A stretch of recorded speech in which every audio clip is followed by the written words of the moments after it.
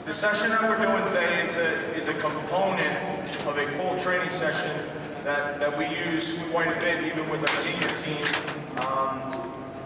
at Sporting Kansas City. You open up with your right foot as he goes to the right. Obviously, nothing is 100%. But technically, if you open up that way, you're already showing the opponent where you're going. This makes it fun of him. I don't have to kill the ball. What happens is we think, go back, come back again. We think that we have to do this as he's coming. We think we got to go like this. So I'm not running. Go. Perfect. And then you see the feet. Keep going. You got to go. Good.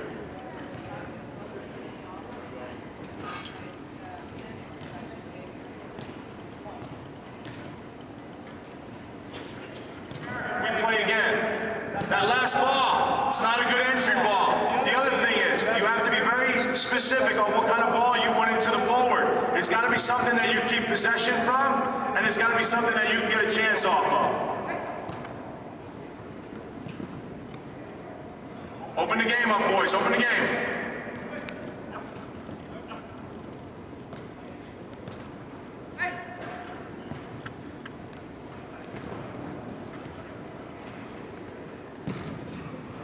You just guys switch quickly. Hey, Luke, just come out here.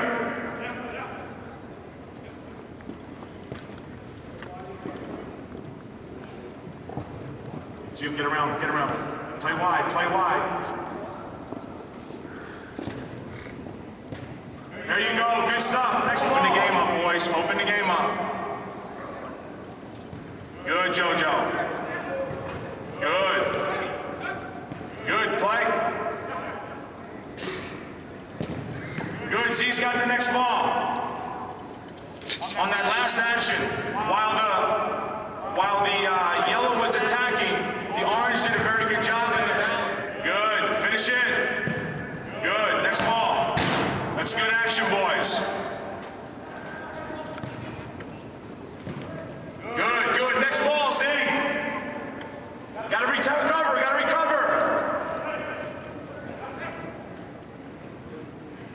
As well now, so they stay on sides. But in this, what we want is movement off the ball. So anytime so let's say Green has possession. If they play the ball out here to Alex, one of the guys on their team has to get an overlap on the outside channel, on the flank channel. So it creates the movement. He doesn't necessarily have to use them, but in this exercise, we make sure he uses them. If the guy's making the run, he has to get it. From there, we have to make sure we have a near post, far post, and a top of the box runner at a minimum. Okay? Switch the point of attack quickly with him, or he's coming in late for any ball in the air, because the guy's a monster in the air. So it depends on what you have too as your attacking options.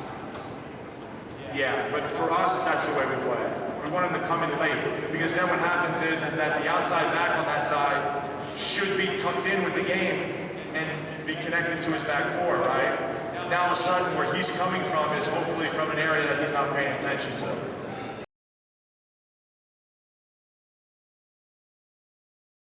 Well, the way we're playing this is now we got an outside player, obviously your left side of players serving. You have the center forward is always there. The right side should be coming in, and then you would have one or two guys coming from the midfield. In our opinion, first, if we score a goal, we don't have to worry about that. That's number one.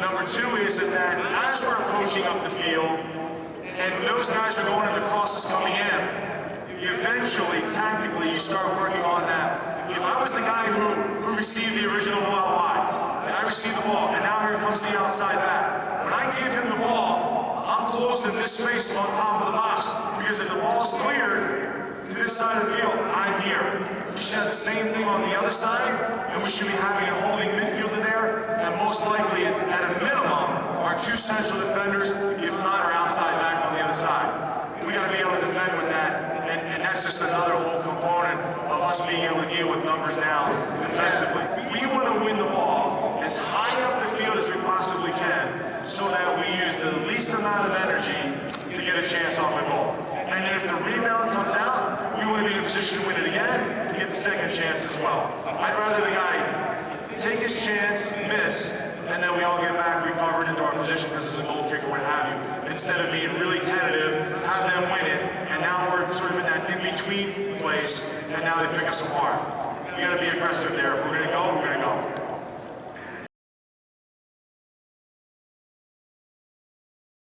Find the entry ball, and then the recognition of who should release to get the overlap, who should come off once the ball's played.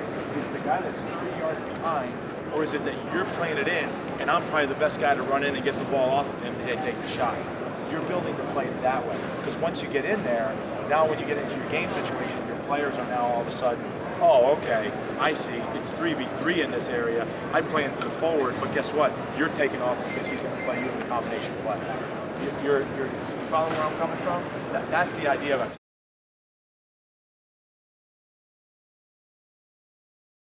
You weren't here, so it depends on the opponent. Like one of the examples I was showing, sometimes we'll play with 2 holding and sometimes we'll play with 1. And the reasons tactically why we would do that is this. So if I'm playing against a team that's a 4-4-2, a lot of times when you have 2 forwards up the field, one of the issues is that if they have 2 guys that check off, and they have players in the back that can play good entry balls into those guys on the ground, they'll pick you apart. And next what happens is because you have two guys attacking, you have 1 holding, he cannot cover the right and left channel. But the second you flip that around, before your guys even have to think about the pass, there's a left and there's a right, and we're already standing in that. So if you want to play that ball on the ground, you can. I'm going to intercept it. So you wind up playing it in the air, and I'll take my chances with a ball in the air for one of my central defenders to come through and just absolutely house them. And that's the change that we would make. Make sense? Yeah. Let's see. Oh, 10 yards outside the box and right in line with there, but he's there. And a holding midfield. Yeah. We're going after it. I mean, we were tied for the most goals in this, second place for most goals in the league last year. Like 3 goals off the most. So we go after it.